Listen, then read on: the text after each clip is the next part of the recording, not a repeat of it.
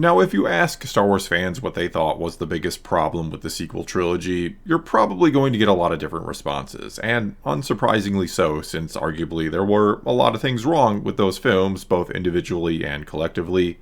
Though I do think a lot of people, even those who liked or loved the trilogy, they might go with something along the lines of the planning behind them being the root cause of all the problems, great and small. That there is a sense of disconnect between the three films that comes from both a lack of a solid outline mapped out beforehand, and the two different main creators, the main writers and directors of this, those being Abrams and Johnson, not being on the same page at all, and instead having two very different approaches and visions when it came to making their films.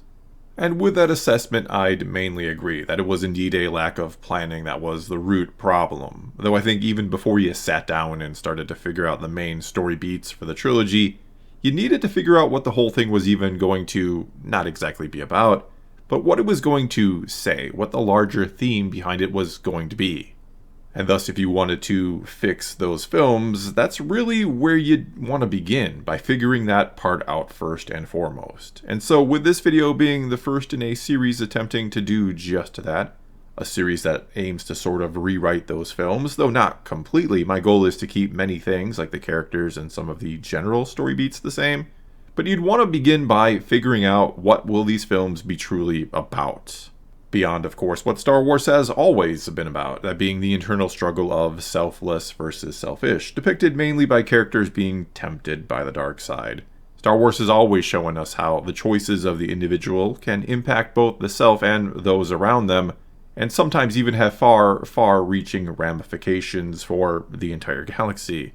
Which is also something that, the sequels failed to truly incorporate, and that will absolutely have to be added into the mixture to fix the films.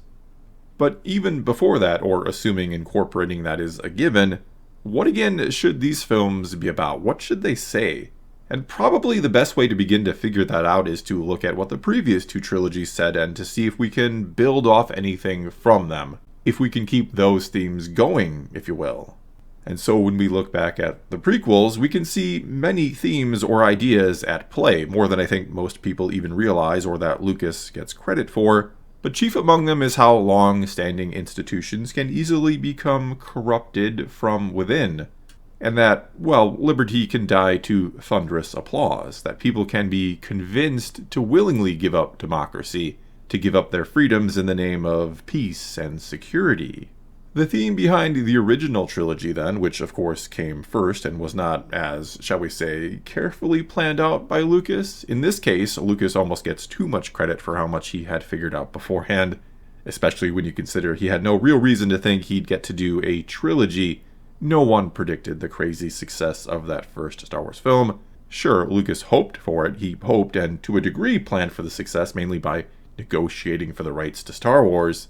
But honestly, no one, not even George Lucas himself, thought Star Wars would ever be what it became. Anyway, for better or worse, in the wake of the, you could argue, much more nuanced prequel trilogy, in terms of chronological viewing order I'm talking about here, but in the wake of the prequels, the original trilogy has a much simpler theme, again beyond the whole selfless versus selfish, and similar things that are absolutely in there. But the theme is really that rebellions against oppressive regimes are something worth dying and fighting for, that anyone and everyone can stand up and make a difference. And despite the prequel trilogy after the fact making Luke Skywalker out to be the son of the Chosen One, and that prophecy is also something else that the sequel trilogy neglected entirely and that will need fixing. But anyway, even though, yes, the prequels kind of recontextualize Luke's story quite a bit, whereas originally he was, and still kind of is, essentially the everyman, right? The guy who could have been any single one of us who then steps up and helps defeat the greatest of all evils. And even the prequels, though, yes, they imply again that there is something profoundly special about Anakin Skywalker, that he was born of the Force. But even they show a virtual nobody from a backwater planet was capable of becoming either the greatest or worst person in the entire galaxy. I really never understand those who complain that Star Wars implies people have to come from a special background to do important things or to become a Jedi, and that their favorite part of the sequels was that, initially anyway, Rey was a nobody who broke that trend that said anyone could become a Jedi. And I mean, at face value, both trilogies show that someone can come from a very humble background and go on to do great or horrible things. Not to mention, the prequel trilogy in particular, with the 10,000 or so Jedi running around, showed us that, yeah, anyone can become a Jedi. So I really don't know where this strange argument even comes from, or why people are surprised that a story where one of the important themes in it is family is mainly about a family of Force users.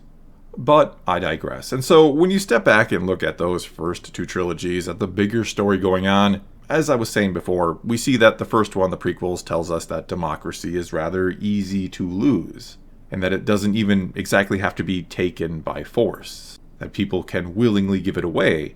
And the second trilogy shows us that democracy is important, or you will have tyranny, and that it's something worth taking back by force. It is worth fighting and dying for. And yes, that's a very simplistic way to look at it all. There are a lot of things you could go much, much deeper into in both trilogies, but that's not exactly the point of this video. Along with all this going on with the Republic, or sort of mirroring it, is what is happening to the Jedi Order. Just like with the Republic, we can see how a sort of corruption can lead to the downfall of a long-standing and generally good and needed organization.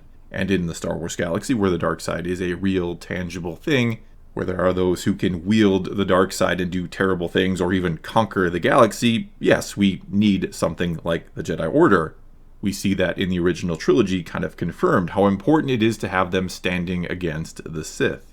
And honestly, again, when you step back and look at the whole thing, that's a pretty good story all by itself right there. You could certainly argue there's not much more to be added to that. I've said before that what the sequel trilogy really should have been was a story that in some way tests both the New Republic and the New Jedi Order and sees them come out the other side stronger. A sort of stress test that gives the impression that both will last for another 1,000 years. Instead, we learn that the Jedi Order never really got off the ground under Luke Skywalker and essentially failed off-screen. It's already been defeated before the trilogy even begins. While the New Republic is destroyed in a single shot with the destruction of Hosnian Prime halfway through the first film in the trilogy. And both these things happening, or having happened off-screen, they don't really try to carry on any of the themes of the first trilogies in a constructive way. Rather, they imply nothing in those two trilogies even really mattered all that much 30 years later.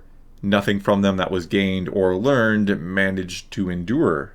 And thus the sequels go on to sort of be a retelling of both the first two trilogies, though done nowhere near as well.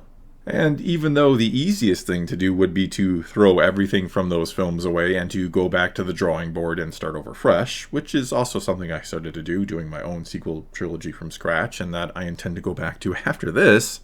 But even though that would be the easier thing to do, because on the fundamental level the sequels are kind of a flawed story, I'm going to, both for fun and because I like a challenge, I'm again going to try and keep them intact for the most part, using the same characters and a general or vague outline of the same story, and actually give them something to say, a story worthy of the previous two trilogies, one with a timeless theme or message that will make as much sense today as it would have years ago or years from now. One that carries on the legacy of Star Wars, not just tells it all over again in an inferior way. Well, that's all I've got for you this time. And though I'm not going to set any sort of schedule for this series or say exactly how long I think it's even going to be or what form exactly it'll take, because I'm not sure of all that myself just yet. I'm really kind of just starting the writing process. I do, though, hope to have the first part up very, very soon, likely next week sometime, and then maybe do a part per week, or maybe not, we'll see. And I'll be doing this along with also doing the Ahsoka rewrite that I've been working on, which hasn't exactly been my most popular series ever, but I don't want to just abandon it. But we'll see kind of what happens with it. I don't know yet. Either way, now it's your turn to take to the comments below. Tell me what you think about this idea, or what would you do with the sequel trilogy, or how would you fix what we got? Either way, again, leave those comments below. Let's talk some Star Wars, and until next time, thanks for watching.